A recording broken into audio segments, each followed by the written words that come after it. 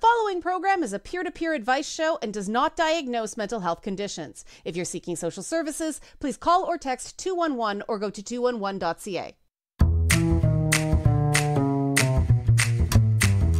Hello, listeners around the world on radio, streaming, and podcast services. This is It's Not Therapy. I'm Leanna Kersner, and I am not a therapist, but I am your source for navigating the madness of mental health using my top 10 sayings for going good crazy.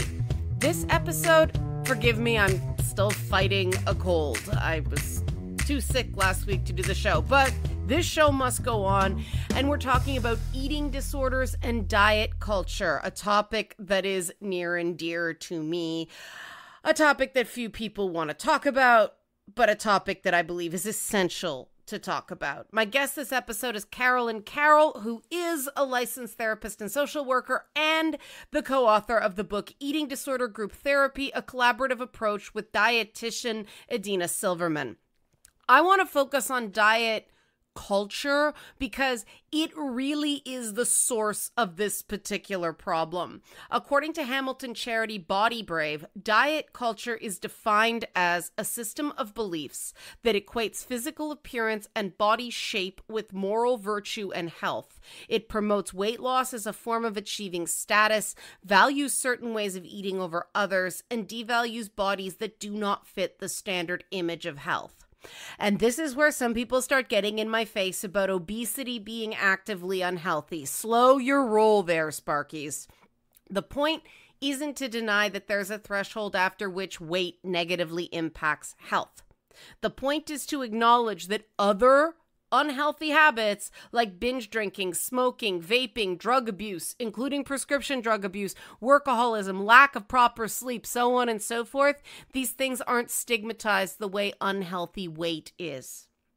In fact, unhealthy consumption of alcohol can be seen as attractive, especially when men are doing the consuming. Remember that slow-mo scene of Jason Momoa's Aquaman tossing a whiskey bottle he just emptied into the ocean? Yeah, Aquaman was littering in the ocean, but he was shirtless, so, you see what I mean? Okay, never mind. If you've purged the Justice League movie from your brain, I salute you. I'll talk about Wolverine, also binge drinking, and Deadpool and Wolverine. Yes, it's an R-rated movie, and this is the thing. You can avoid the point, because the point is so common. The social aversion to bigger people isn't really at its core about it being unhealthy. If it were just about a lack of health, the smoking, the drinking, the unhealthy sexual practices, all that stuff would be considered equally gross. But it's not. It's that being thin is associated with being higher status until you're so high status that you can be a walking Big Mac like Donald Trump, but no one else around you is allowed to be their own walking Big Mac, especially not the women. And yes, that could be interpreted as a crack at Donald Trump's weight. It's one thing to acknowledge his hypocrisy. He insists the people around him meet a physical standard that he's exempt from. It's another thing entirely to make fun of his weight just because it's an easy, cheap shot. Donald Trump's weight has nothing to do with him being a terrible person. I've deliberately focused on men for the last few minutes because discussions of diet culture tend to focus on women, and yet many of the men I work with have become convinced that no women will want them if they don't look like a Marvel superhero. And yet, some of these same young men will join the latest throng complaining that some video game character isn't hot enough for their tastes. And that's no different than the women who try to cover up their own body insecurities by attacking the appearance of other people, notably other women. I've been a target for a lot of that my entire adult life, going back to when I was 19 years old, if you consider that adulthood. It's always been a difficult thing to navigate, and people respond to this by saying that I look great, but that's not the point. It's not about whether I look good or bad. A lot of that is highly subjective. It's about the fact that whether I look good or bad shouldn't be relevant to whether my ideas and character are good or bad. this has been a lifelong thing.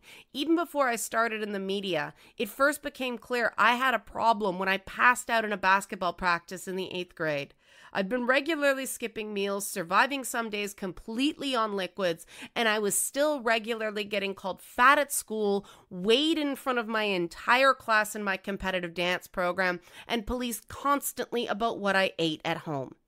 After a doctor decided that I had an eating disorder, I became the problem and I got lectured to eat, but no one around me set a better example surrounding their own relationship with weight, appearance, and food. And that's why diet culture is the root of the problem. We can't expect our young people to internalize the message that our appearance is not what gives us our worth if our own actions as adults show that we're obsessed with thinness and beauty. And now age has been added to that pile. 12-year-old girls are spending way too much money on anti-aging products that harm their young skin because they're already worried about getting wrinkles. Because it's what other girls at school talk about, so they do it to fit in. 12 years old. When I was 12, I was barely allowed to wear makeup. But come to think about it, that's about the time I started having problems with food. So what do? Well, first we talk about it, and I'll do that with my guest, Carolyn Carroll, licensed therapist and co-author of Eating Disorder Group Therapy, a collaborative approach, after the break.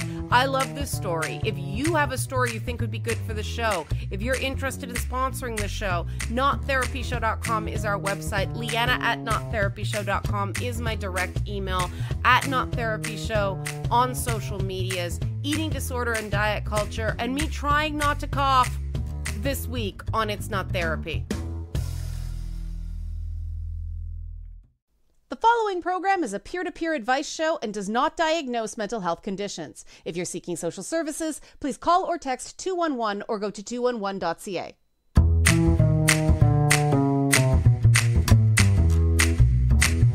We're back on It's Not Therapy. I'm still Leanna Kirshner. I'm still not a therapist. It's time for the interview. We're still talking about eating disorders and diet culture, and very happy to have our guest this episode, Carolyn Carroll.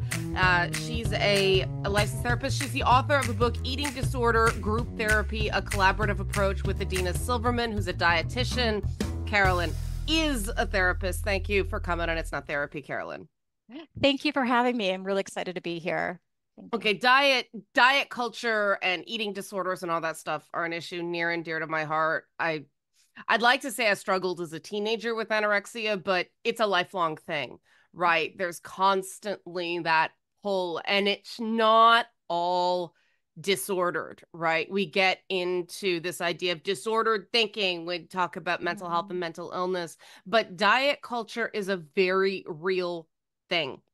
And that's where I want to start. You've written a lot on diet culture. So what is diet culture as opposed to just dieting? Okay. Well, the complicated part about this is that there is not one definition, right? Agreed upon definition of diet culture. But I can tell you like some aspects of it. It's so pervasive and insidious that we don't necessarily even know that it's a thing because it's so normalized. But basically, it's a multi-billion dollar industries, right, that have been established to kind of make us feel insecure, to prop up certain body types, certain foods that will, with promises of health and attractiveness and wellness, which is, wellness gets co-opted by this diet culture. But it's this big system here that really wants to sell, profits off of insecurity, to sell lifestyles, products. You see it everywhere. You see it in our medical system, unfortunately, right? You see it in fashion. You see it in our social circles. You see it the grocery store, retail markets, everywhere, that there's this hierarchy of bodies.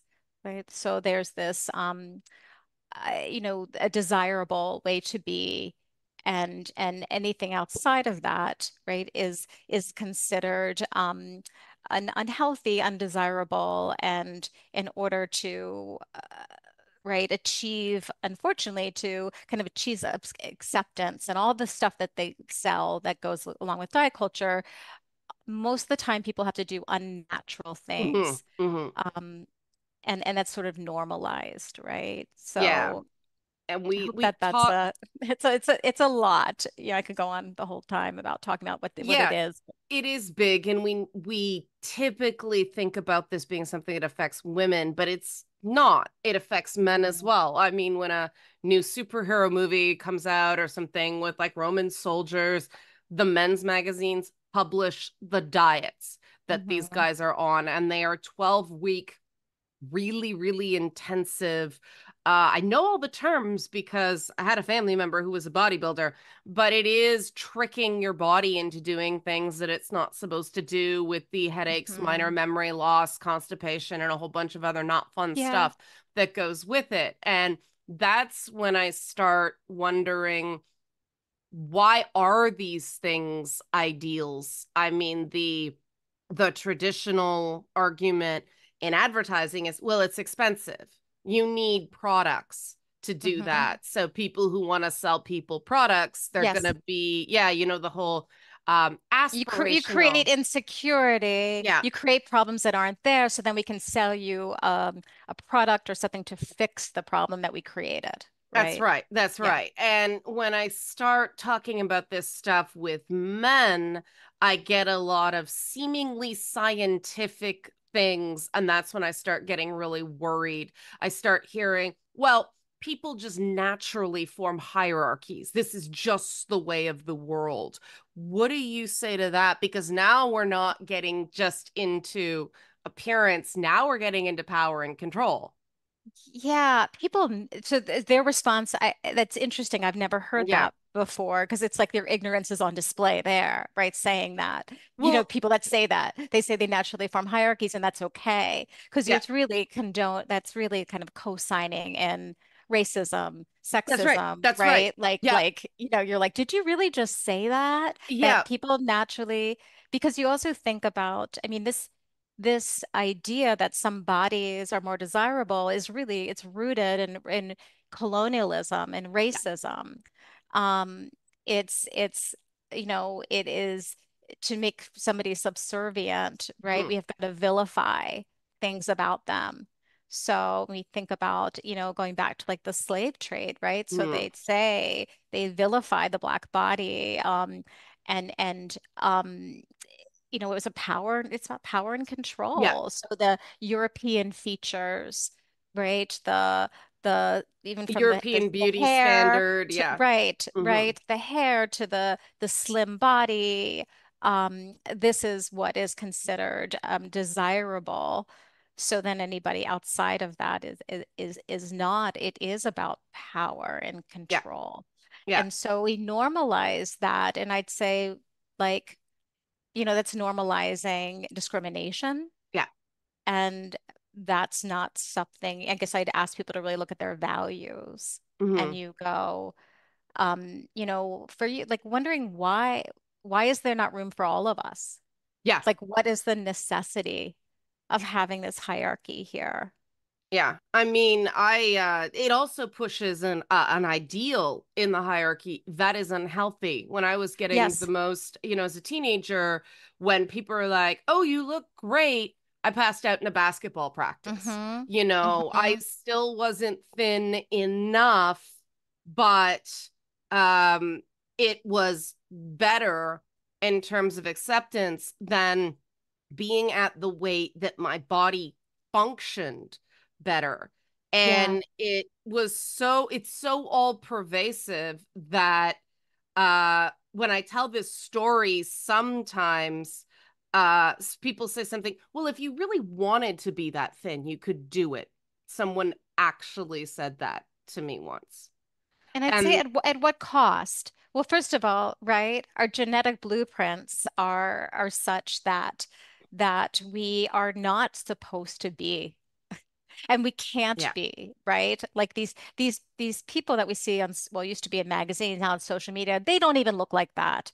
No. But Lord, no. but No. right. So Yeah. so at what cost? For some people, they might be able to starve themselves um, to to fit more towards an ideal. But again, how long does that last? Or they end up hospitalized, or they end up gaining that weight back. Plus, 95%, if not more, but that's the stat that you often hear of diets fail within the Yeah. first 5 years, right? And I've seen, other stats that even, greater and less time, but it just, so again, there's such a big cost if you're able to lose weight, but it's unnatural, Hmm.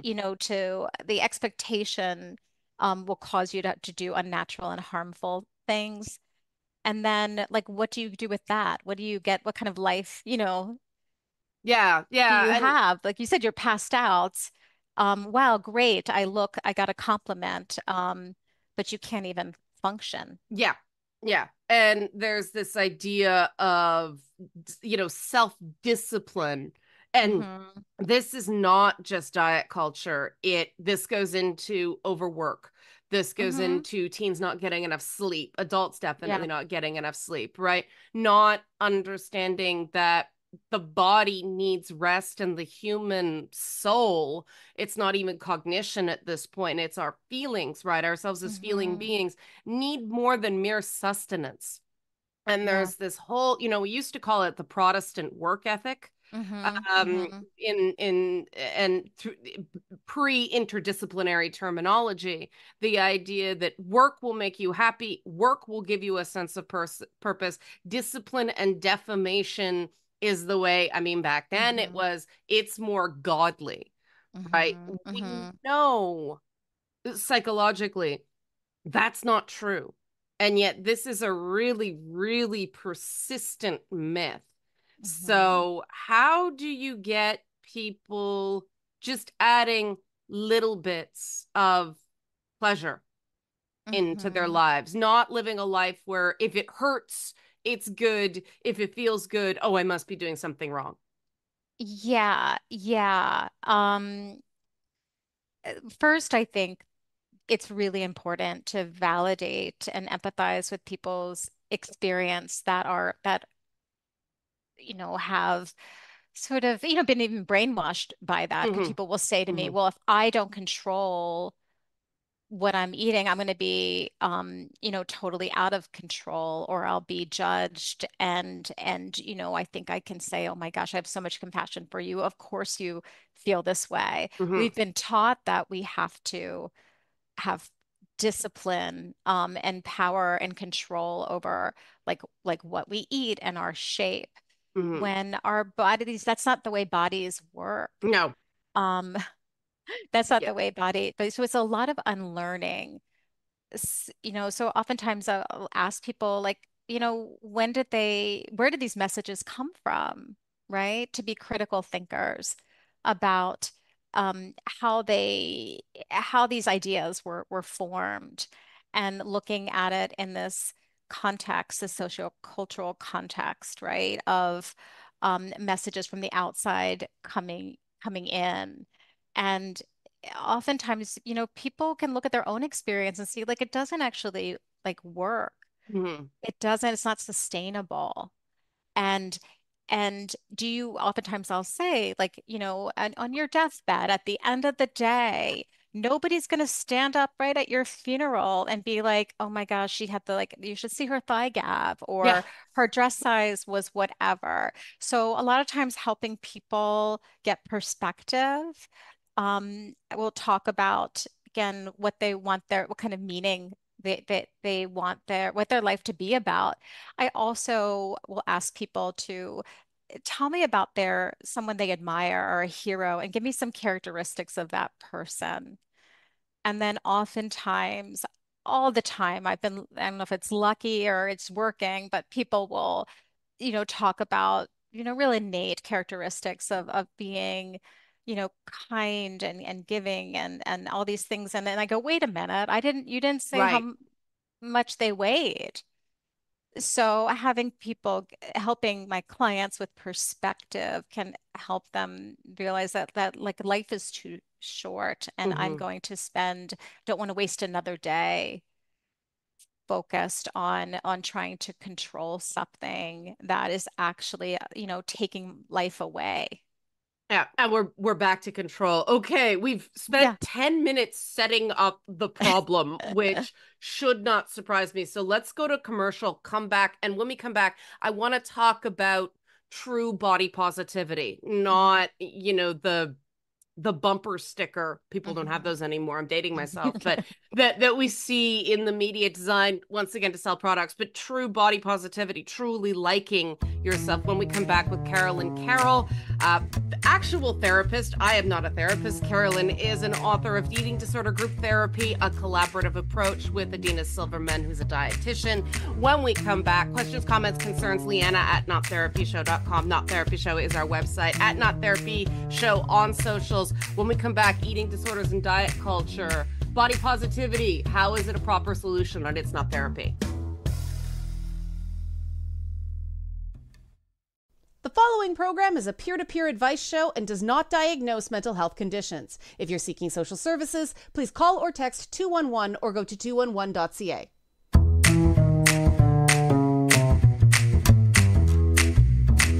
We're back in It's Not Therapy. I'm still Leanna Kersner. I'm still not a therapist. I am still talking to the wonderful Carolyn Carroll, expert on eating disorders, author of the book Eating Disorder Group Therapy, a collaborative approach with Adina Silverman, a dietitian. Carolyn is a therapist, even though I am not. And before the break, we promised to talk about body positivity, Carolyn. And when I said you're an eating disorder specialist, internally I kicked myself. You're not an eating disorder specialist. You're a body positivity Well, specialist, well, right? I'm eating disorder Yeah, specialist. yeah, Yeah, as yeah. well. Yes, But yes, we yes, we focus so much on the problem, right? yes. Because the problem is easy to go, oh, yes, very bad. It's bad. But actually solving it is hugely challenging. And this is something I've done my entire career working in the media. I Mhm. was a size 10 back in the 2000s when size zero was in. My God, every woman, other woman in the media I interviewed came up to my shoulder and was teeny tiny, right? I could have Mhm. thrown her over my shoulder with no problem. I felt like a giant and I kind of started embracing it with like huge hair and big colors and all that stuff. But the psychology of taking up space Mhm. for a lot of people is really profound, right? I thought it Yes. was only women until I talked to a bunch of men who were like 6'5" and feel the Mhm. need to crouch down to be less physically intimidating. Mhm. So let's start there with the idea of fundamentally, it is to an extent feeling like you deserve to take up space. That idea of inner Mhm. self worth that body positivity comes from. But this is one of these things that is really hard to define. The Mhm. idea of yes, your achievements matter. Yes, your actions matter, but there is a part of every human being that deserves to take up space. So, Mhm. how do you approach that almost precursor to body positivity? That idea that all people deserve to be here? Yes, yes. I mean, I think that it's necessary to dismantle the societal norms, right? That tells us that certain bodies are more valuable than others, that certain people are more valuable than others. When working with eating disorders, when we get underneath of it, no matter what the eating disorder is, no matter what the diagnosis is, underneath of it always is core beliefs Mm-hmm. Mm-hmm. about one's worth, right? Questioning one's worth, not being worthy, not being enough. And Mm-hmm. so controlling your body to align with a norm, to align with an achievement is a real protective. Hmm. right? A real protective way of being. It's that even if I don't feel good inside, I've got this. And so much of the work is to like work on that inside, Hmm. right? To work on recognizing one's value regardless of your physical appearance, which is going to change, I Hmm. say. Oh, yeah. Like it's constantly in some sort of flux and change, but it's going to change. And if we condition our value on our physical appearance aligning in this like very homogeneous Hmm. way, it's such an insecure attachment, right? That we end Hmm. up having. It's such a conditional acceptance. And that's so precarious, and we deserve more. And so, often I'll talk about like people that you really love and you love them, they don't lose their worth to you, not even people, even animals and things that you love and care for, when they change, they're not discarded. Hmm. Um and asking one to recognize that they're kind of abandoning themselves, Yeah. when Yeah. they discard themselves. Again, always stressing that this is a huge societal issue, Hmm. and that they're not shaming people that they're struggling Yeah. with accepting their body, or like or feeling that their worth isn't contingent on their body being a certain weight or shape, because Hmm. it's been the messages have been internalized, that have been there for most of their lives. Yeah, it's so bad that even opera singers have to be under a certain weight. And that, I Mhm. mean, we're talking about a genre that, the average person thinks it ain't over till the fat lady sings, right? The Mhm. fat Mhm. lady is synonymous with opera, and yet, um, every singer I know, and this is a discipline involving exceptional vocal skill, and the diaphragms do get rounder because of all the pressure, and they're still supposed to be, even the men, skinny. And this is a very real thing. It's very hard to maintain a sense of yourself as having value when those barriers are real. And Mhm. that's the, to me, the difficult part is you have Yeah. to make a conscious choice, like you said, where to put your values. And it can feel like giving up on your dreams in a Mhm. lot of places. Mhm. And it's not just jobs in the media anymore. It's CEO jobs, it's middle management. We know that people who are thinner and more conventionally attractive are seen as more intelligent, seen as nicer people. There are certain presumptions about it that just go alongside, and bigger people, especially plus size women. Men kind of have that Homer Simpson niche in Mhm. sitcoms. There's a place they can belong. But with women, it's still kind of a token role. Every time there's a woman above the norm, there are headlines all about it. And everybody's like, oh, you're so brave. And that can mess with a person, even though Yes. it's intended to be helpful. Can you talk about why? Because that's a mistake I find a lot of people make. Mhm. They'll talk about why it's happening, Well, why it's or happening and why comments like, oh, you're so brave, can okay. really psych a Yes. person out. Yes. Yes. Yes. Well, I think that a comment like that, right, Mhm. is born out of weight stigma and diet culture, because there's an assumption, first of all, that we're all supposed to be, right, uh, looking like having a certain like thin ideal, right, Mhm. our body type. Right. So for men, it could be this muscular, lean body type, that a woman is always striving to to be thinner and to, yeah, fit this ideal. So, I think that, uh, understanding that is is is really important to know that you're colluding, Hmm. right, with Hmm. diet culture by giving those compliments. And I talk to people oftentimes about really being mindful of not, first of all, not never complimenting weight loss. Yeah. Not complimenting people's like bodies, Yeah. commenting on people's bodies, because again, we all have different genetic Hmm. blueprints. We're not going to all of a sudden I'm not going to I'm 5'1". I'm not going to have the long lean Right. legs of Right. somebody like, that's 5'7" or whatever. Like that it and so I think, yeah, those compliments is a lot of assumptions Hmm. that there is a hierarchy, and it's kind of colluding with that hierarchy. So again, like telling someone that they're brave Hmm. is yeah, I mean it's terribly insulting. But it also assumes Right. that there's something wrong with them as they Yeah. are.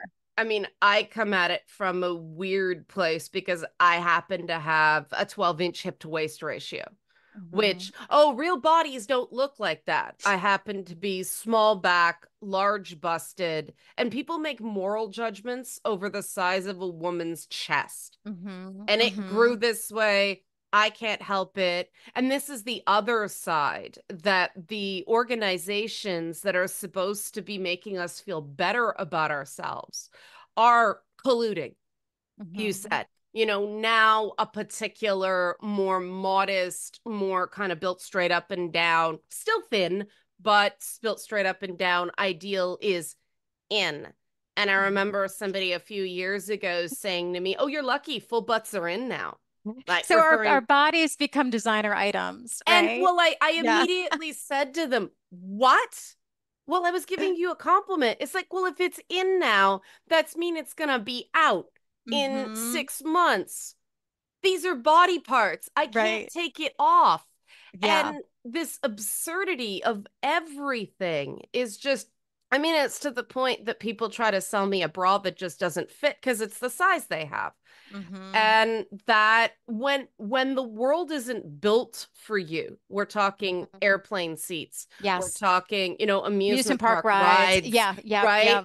I actually bought a shirt from Disney World. It's designed for people your height, but it's Yoda with an ice cream cone and it says, "Judge me by my size to you." But the Hmm. words go right across my chest. So I'm like, solidarity, sisters, Hmm. but we really do set these norms. And it's Yes, not yes. fair to tell someone because they are much like, if you use a wheelchair, those 3 steps going up to the bank are Hmm. insurmountable. We Hmm. create barriers to Yes. people. Yes, And yes, yeah, yes. I think yeah, it's really important to like see the social construction right. of these things, that they're not inherently like they don't inherently exist.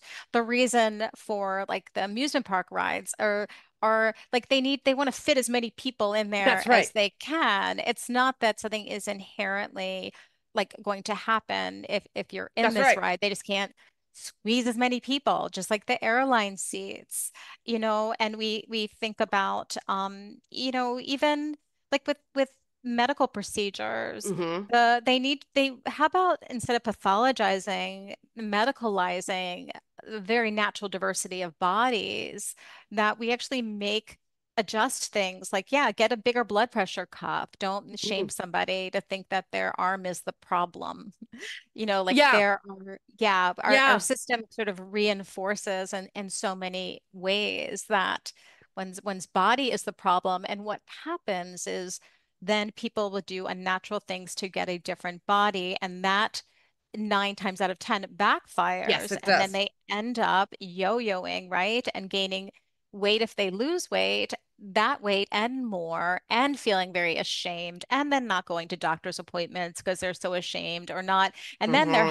the health problem isn't coming from their weight, it's coming from weight stigma. Right. Um, Right. And that's the problem, is the experts that are supposed to be helping us are, again, colluding with these yes. social constructs. As far as we know, the size of a standard airplane seat is completely arbitrary. Yes. Someone just picked it. There's Mm-hmm. nothing to it. And this is the stuff where you start going, wow, the problem is big. It's And it yes. can Yeah. be, As somebody who overwhelming. studies this stuff, and to live in a place where I hear people every day believing that these are natural evolutionary parts of humanity as part of being social constructs where we're idealizing women so thin some of them don't menstruate. That is Mhm. absolutely not a normal natural state No. of things. And if we look back at historical costume, things like that, they're small because people weren't as tall as Mhm. they used to be. But people like Marie Antoinette that are seen as a great beauty, she was on the bigger side, Mhm. because they could afford Mhm. food. Yeah. How do I'll personalize this to generalize it. How do you keep going in your work in the face of such a massive society spanning problem and still stay positive so that you can go on and pass that, I'll say, positive objectivity on Mhm. to the people you work with and the people you do talks for and the people you write for? Well, there's a couple things. One, it's a really good question. I think one of them is just simply because it's values driven for me. I see this as a social justice issue. It is. So there's an alignment of my personal values and my work. So I have the energy for it because it's meaningful to Mhm, me. There's also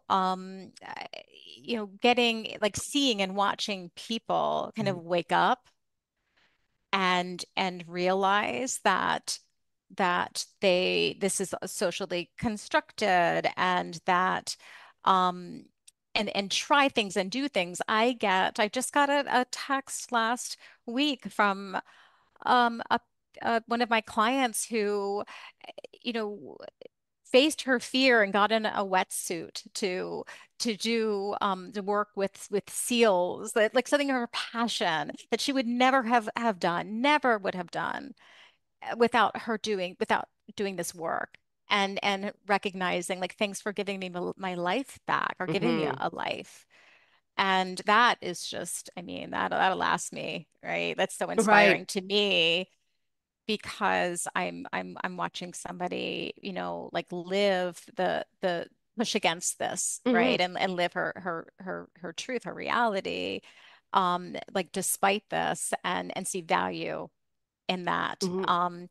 I also, think that it's so important for us to be the lighthouse, right? So while it can get really frustrating and overwhelming because it's such a big problem, I often say to my clients, because they can get really overwhelmed by this, Mm. like you pushing back against diet culture, you not complimenting the person on their weight loss, you like eating the things because they give you some pleasure, and are connecting with others, and people will see this, that you can be that lighthouse.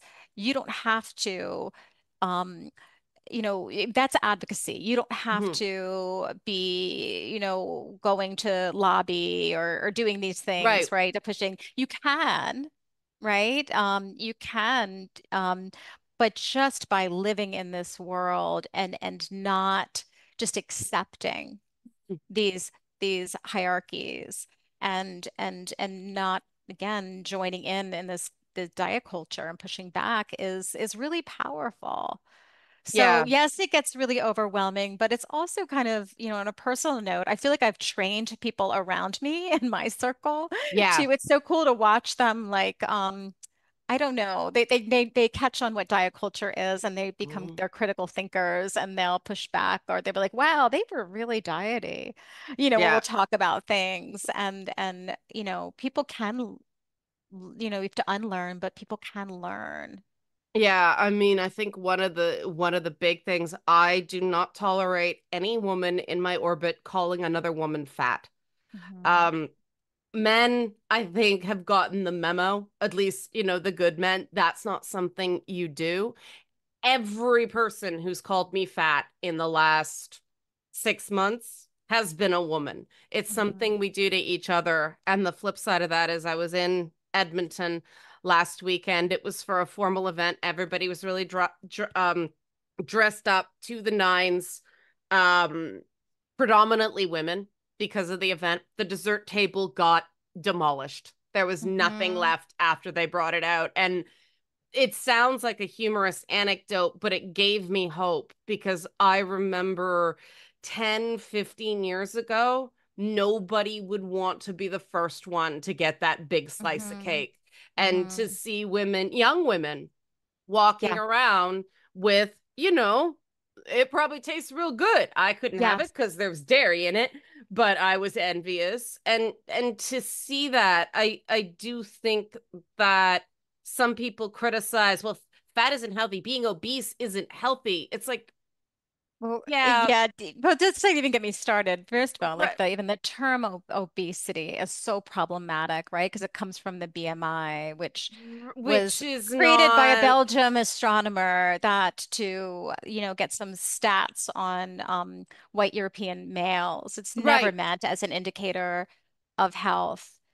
It doesn't include so many aspects of health. It's Yeah, really pointless. So you're thinking this whole category we've made up on something that was made up, like on a bunch of yeah. like height weight ratios. Well, it Makes is no that, right? sense. It's Yeah. it's a made up thing on top of a made up thing on Yeah. top of a made up thing, and it's turtles all the way down, and so people can't accept that it's made up. But it is. It is. It is. It's useless. It is Yeah. absolutely useless. Like there are so many indicators of health that Yeah. are real indicators of health that have nothing to do Like what? Like with your blood height weight pressure, like heart ratio. rate. Yeah, yeah. So there's so many, right. We do get lab work and we can get some indicators of health or cardiovascular health or, there's so many things. And there's also so many other like factors that contribute to one's health, right? So access to care, to food. Yes. There is, right? There's stress levels. Mhm. So many things that contribute to weight. I mean, there's hormone changes. There's Thyroid. genetic Yeah. blueprint. There's, right?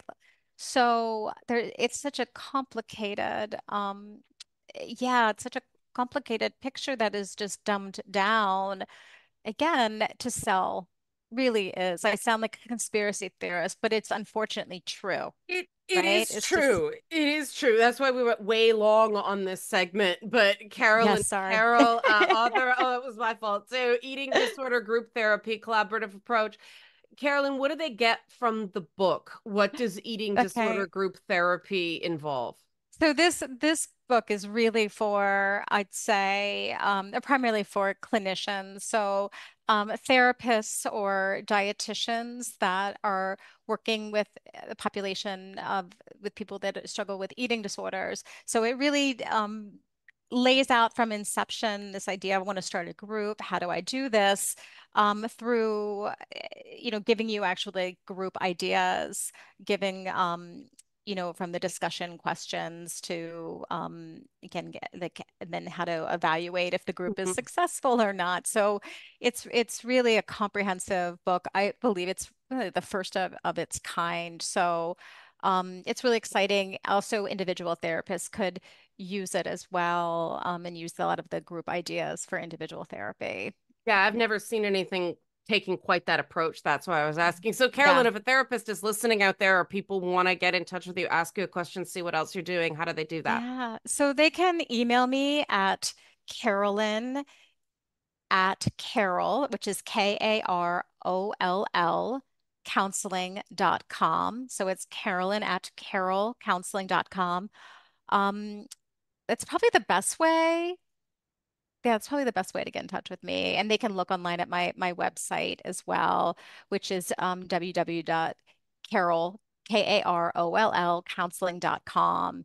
And then there's a section in that if you want to reach out to me. All right, Carolyn, thanks so much for coming on the program and scratching the surface of this super, I know. super big Thank topic. you. Thank you. We could have talked for another, like, yeah, a 3 couple hours all days. day, Yeah, yeah. months. But thank you. Thank you so much. I It really appreciate you bringing light to this topic.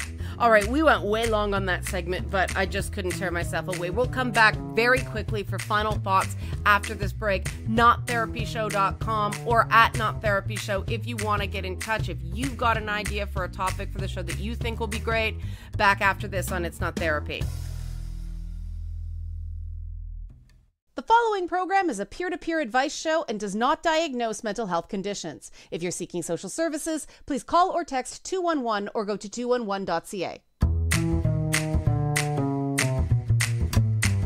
All right, we're back on It's Not Therapy. I'm still Leanna Kersner. I'm still not a therapist, and we only have, under 3 minutes to close up this show on eating disorders and diet culture, and it takes so much to identify the problem on this one that we don't have much time to really offer those solutions. I haven't even dropped in a top 10 phrase, but a lot of top 10 phrases apply to this issue. Obviously, top 10 phrase, perfect is a lie. Stop trying to be perfect. There's no such thing as the perfect weight, the perfect body, the perfect look.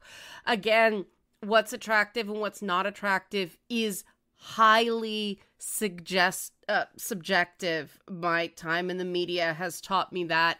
If nothing else, the great Dita Von Teese said, you can be the sweetest peach and some people just don't like peaches. So what else do we do? Top 10 phrase, don't let problems that aren't your fault lead to mistakes that are. I was talking about my own experiences. Am I model skinny? Nope. Is my weight unhealthy? Also, no.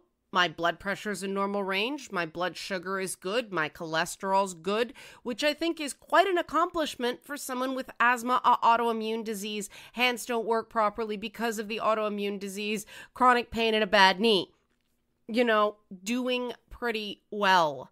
But it's also important to be compassionate with yourself. Top 10 phrase, self-esteem cannot exist without self-compassion. Our body image problems are not vanity. It's survival. Everyone's under too much pressure and everything's gotten too competitive. And so that desire to have an edge is totally understandable. Appearance-based worth is a symptom of numerous other problems, and it's easy to blame social media, but social media only reflects the culture and values that we collectively create. So start by having compassion for other people. Don't make appearance-based attacks yourself. Don't pick on people's weight yourself. Because if you're not doing it, you have the absolute right to not accept it from other people. Top 10 phrase, other people don't have to like your boundaries. They do have to respect them. And I have to respect the time. There, I got some top 10 phrases in. Thanks so much for listening. And remember, your crazy is only a problem if it's hurting you.